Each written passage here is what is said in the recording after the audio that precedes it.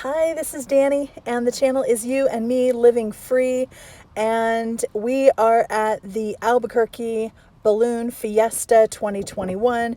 This is the nighttime glow event, so we are gathering at 3 in the afternoon at Cottonwood Mall to take a shuttle over to the event space, and this is the line a little before 3 p.m. and it looks really daunting, I'm not gonna lie. And even walking up it, I was not concerned but a little bit uneasy. I was wondering how it was all going to go, but I knew from being there the day before that the line moved pretty quickly, but then my line was much shorter. I got there quite a bit earlier. So we're still walking around the building here. And we actually ended up down at the end by where that white pickup truck is. So this is how it starts, 3 o'clock in the afternoon. The main activity at the event doesn't start until sundown. So we know we've got at least 4 hours of just kind of crowds and preparation and anticipation leading up to the event. So that's what we're all hanging out doing.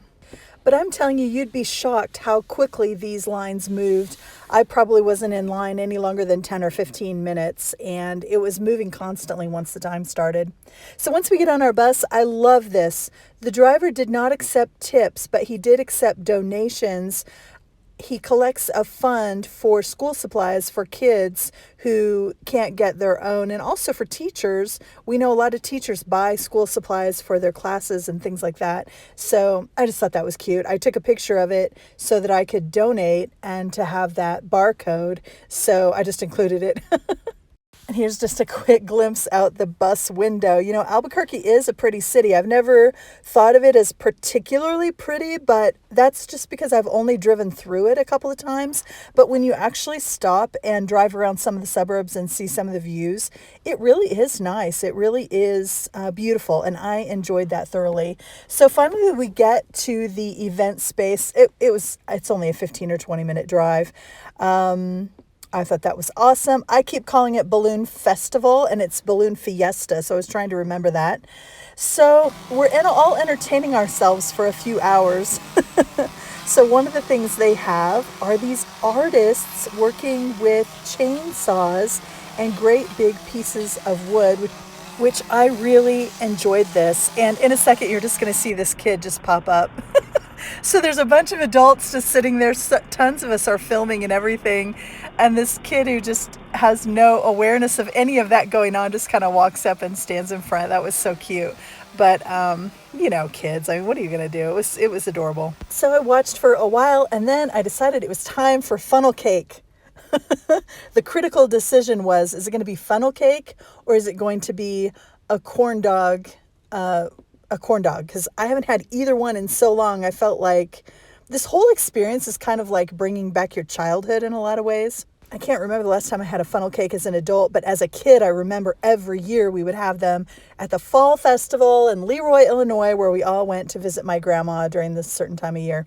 So anyway, then I have watched the chainsaw art. I have had my funnel cake. I'm ready to sit down for a while because I'm still a good hour or so, hour and a half away from the action.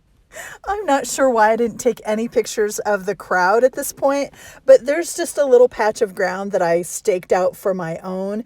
People are on blankets, people have chairs, other people are walking around in other areas, but there are just these open fields where just thousands and thousands and tens of thousands of people are spread out on the ground staking their spot. You know, in the morning, I made friends with people and I had company. On this, I was completely on my own. I would have actually loved to take a picture of me sitting in this little bitty chair. I mean, not only am I tall, like almost 5'10", but I'm so big to squeeze my butt into this chair. And it is so low. It's literally like 6 or 8 inches off the ground. I must have looked hilarious, but I didn't. But anyway, enough about that. So here's my little charger. While I sat there, I was kind of productive. I charged my phone because the last thing I want when the action starts is for me to be, you know, running low on my battery or charging my phone. So I'm being all proactive. I'm sitting here. The trucks are all coming up and, you know, they have the baskets, they have the the fabric for the balloons. They're all coming up and starting to get set up. Then it's like that magical time of day where everything has that golden glow. It's kind of almost dusk, or it is dusk. And look at the mountains and how gorgeous they look in this light. There you can get a sense of the people, but I'm telling you what, there were easily a couple 100,000 people at this thing. There were so many people. This is like the only selfie that I took. Well, earlier in the evening when it was still daylight, they had some people dropping out of planes and parachuting in, and this is the space that they had opened up for them to land. And so I kept kind of thinking something was going to happen in this space, and I wasn't alone because there were tens of thousands of people all hovering around these lines. And then this starts happening, and I'm noticing all of those flames that should be bringing up balloons, we should have balloons expanding right now, and they're not. We're just seeing the flames. Then I hear the announcer they're simulcasting like on the radio and probably TV too, and the announcers are saying things like, okay, on the count of 3, all flames up. And so then they'd count to 3, and then everybody would do those flames, and people would kind of, lightly, get mildly excited. At this point, I am fully starting to realize, and sometimes I can be very slow on the uptake here. I'm finally starting to realize they're not going to have balloons this evening. There was some wind coming in. There was a storm forecast for the next day, and they weren't going to do an event, but they never announced it. I've never been to anything like this, and so I can't say I had any frame of reference, but it almost felt like going to a concert and having the person that you came to see not show up, and then instead they've got other bands that are kind of maybe similar but not as good, and they come out for a little bit, but they never even announce that the main person you came to see is not coming. Not only did they not come out and make an official announcement, but there was never even a hint beforehand that it might not happen. So it was just such a weird thing, because it's like, here, come, pay for your parking, pay for your shuttles, eat our corn dogs, pay $13 for a funnel cake. Buy our t-shirts, buy all the gear, and then we're not going to really have anything for you.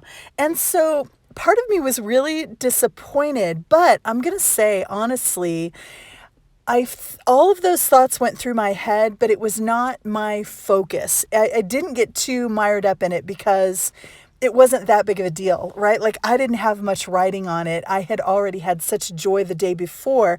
And I can actually kind of understand that from the point of a vendor needing to make that money, needing to be able to rely on the income and that stability regardless of what the weather does. And having what you do for a living so weather dependent would be tough. So, I mean, I get it, but I was like that little disappointment did kind of course, go through me at some point. But it was fascinating to be in the crowd and all of us at various stages of understanding that this thing wasn't going to happen. Like, all of us just kind of it dawning on some people. Some people probably had a pretty good idea going in. People could see the signs earlier than me because I hadn't really experienced anything like it. I still wasn't sure what to expect. So it was still a very unique experience. So the only pictures I really have to show you are of those silly flames, but also of the magnificent sunset. I mean, that sunset was so gorgeous, as you could tell from the pictures. And of course, the pictures don't even do it justice, but that's just how beautiful it was. I got to see the sunset. Also, here's my thought process.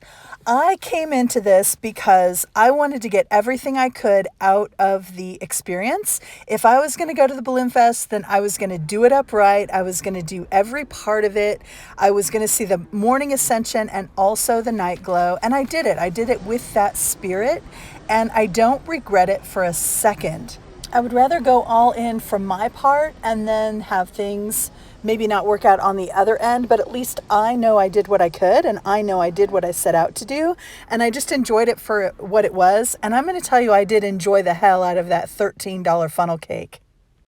Here are just a couple of pictures from actually the morning before, when I was there before dawn and did see some balloons, 8 of them to be precise, lit up in the night sky before dawn, and it was glorious. It would have been really nice to have a ton of them instead of just 8 and to see this, but I got what I came for, and I'm very happy with it. I also came away with a new friend, and let me get a picture of the two of us together, and I'll put it up.